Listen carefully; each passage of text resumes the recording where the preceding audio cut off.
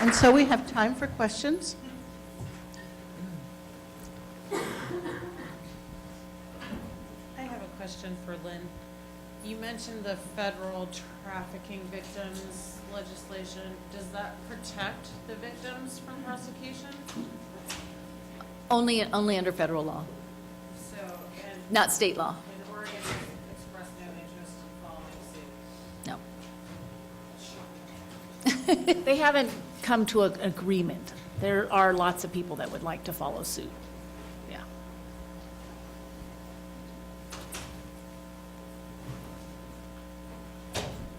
Both of you expressed that there were biases in enforcement, both between race and, I guess, which end of the crime the enforcement occurs on.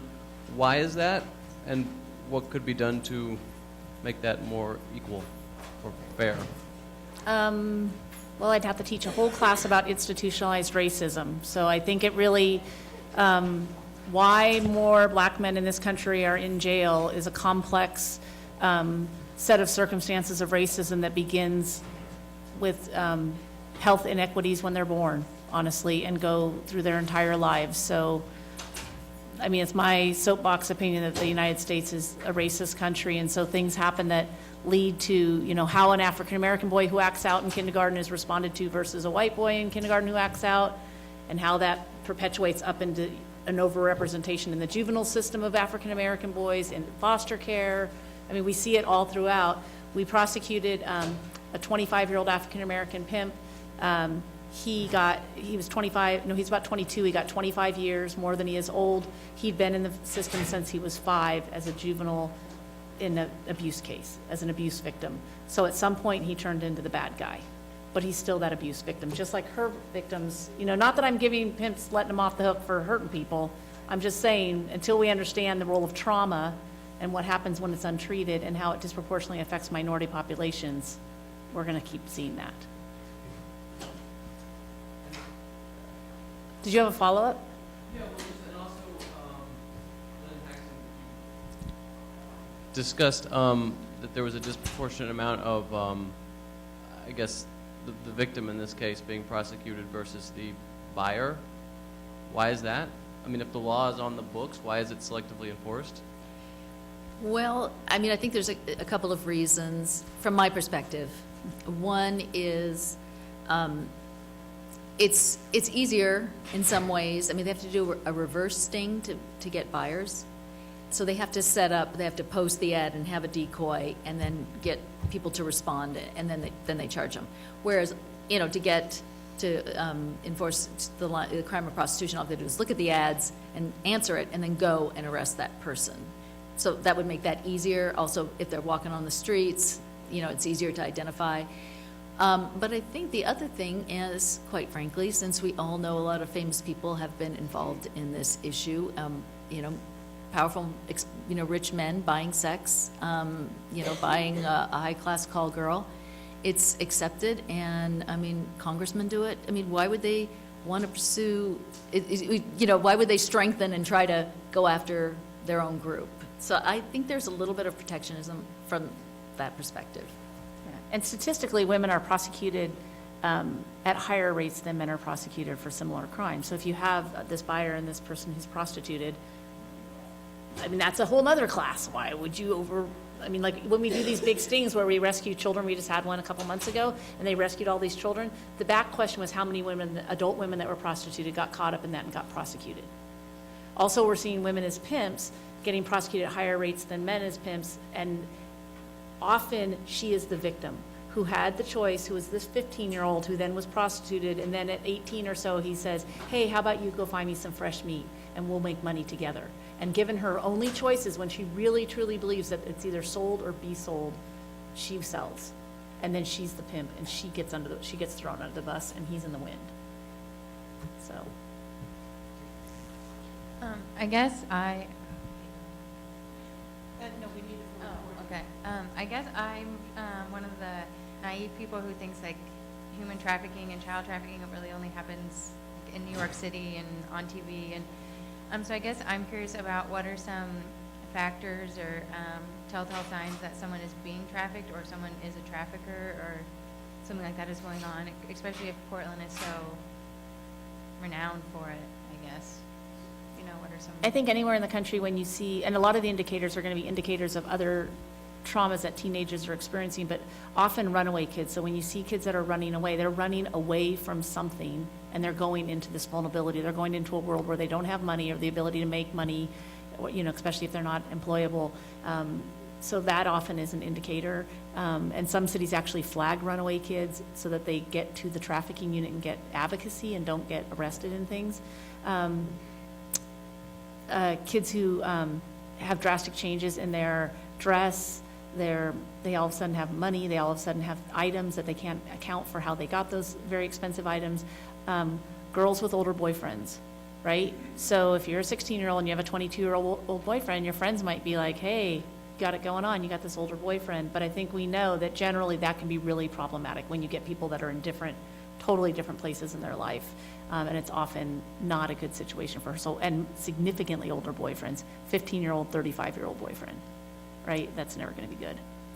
And, you know, I'm not certain you want to actually do this, but Backpage is the place where they're advertising a lot of them now. And if you... We don't know what Backpage is. Backpage.com. Oh, it's an online... Escort service. Well, yeah, it's an online advertising, and then they have escort services. And they, and if you go on there, because I've seen mainly because of my clients who've been trafficked on there, and they'll use that as evidence.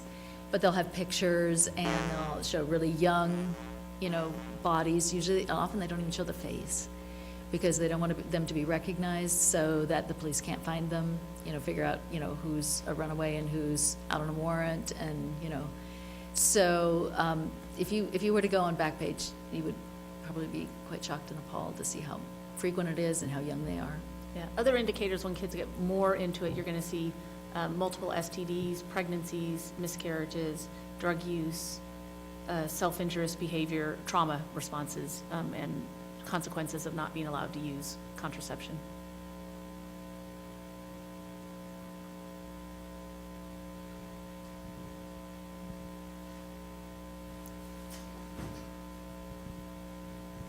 So there's clearly a lot of ways to hook these youth, but are there any specific ways around Oregon, Portland, Eugene, or on I-5 especially that the youth are most often grabbed or taken? The most, I mean, kids are kidnapped, but the most thing that we see is this Romeo pimp, which is this I'm your boyfriend first. So she goes, you know, like many people have an experience of like the person that you are is your boyfriend now, or your girlfriend now, you didn't know them because they were a stranger and you met them at the mall and you said hi. And I mean, that's not an unusual social circumstance. So, and they meet online.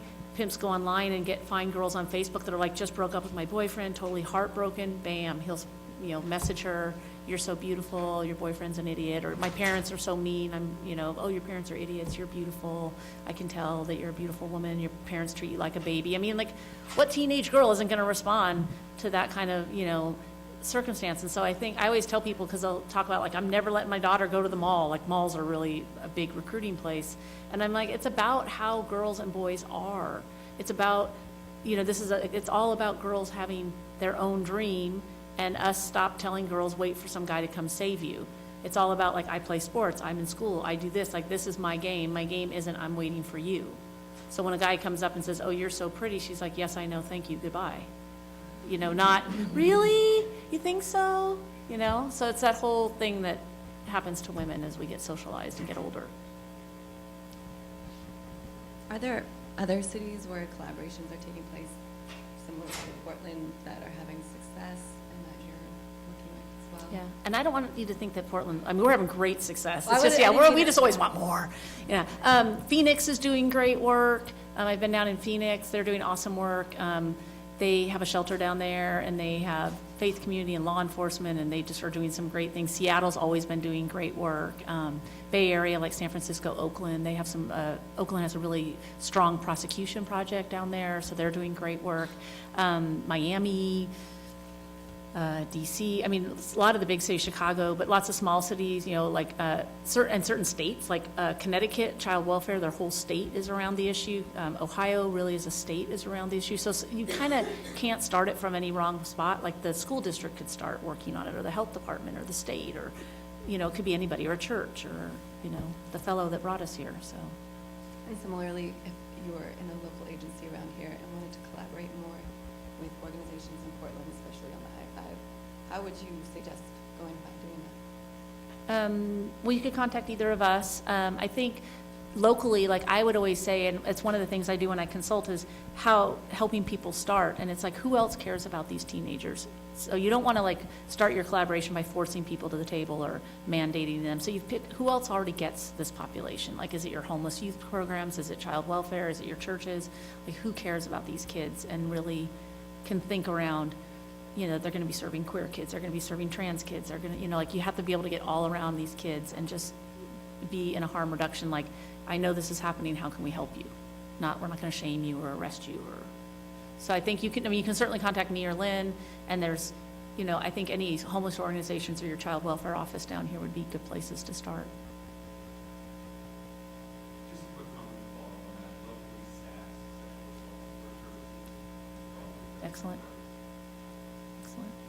Yeah, and sometimes, I mean, just asking what they're already doing, if you have an idea, like, what about this? What are we doing in this area? Just kind of asking questions. So I'm wondering if you're an attorney for children or, you know, teens, and you come across a client and their legal issue isn't prostitution, but you're kind of seeing the telltale signs. You don't want to be like, oh, guess what? I figured out you're a prostitute. Like, let me help you. How do you sort of approach that subject and advocate for them in a way that they're going to make choices that are better than what they're doing? Because obviously the choice they're making to prostitute is helping them in some way. So how do you sort of intervene to the best of your ability without saying, I'm going to fix this for you? What's that? No. So I'll let you- They don't choose to prostitute. I just have to push back on your language. You use the word choice, their choice to prostitute. So, right, I don't think kids ever grow up and say, like, it would be really great to have sex with any man, anywhere, any way they want. So they, like, so first of all, just I wouldn't use the word choice. Okay, so survival technique maybe? Or that they've been victimized. Victimized. Okay. Yeah, that maybe they've had a relationship that was hurtful. Would maybe, but I'll let, yeah. Yeah, so. Thanks so for as a- taking that. Yeah, so as a lawyer, I have a unique relationship in juvenile. It's the same as if it was an adult client. We have the same confidential relationship, which is really unique and very important, I think. And I really try to emphasize to my clients, though quite often I'm the last person they tell the truth to. But I try to emphasize, you can tell me anything, and I cannot tell anyone unless you give me permission, except if there's a danger to your health or somebody else. Like, you were going to tell me you're going to go out, you have a gun in your pocket, and you're going to shoot somebody. I'd have to do something. But other than that, you could tell me you're smoking drugs right now, and you have drugs in your pocket, and I can't tell anybody. And, you know, so I try to first convince them somehow that they can tell me anything. They can go, yeah, I'm being sold by this guy and whatever. So first of all, and then I say, okay, what would you like to do about that? I know resources. The Sexual Assault Resource Center, fortunately, their advocates are in the same boat. They're confidential, and they can't reveal anything. They're not mandatory reporters.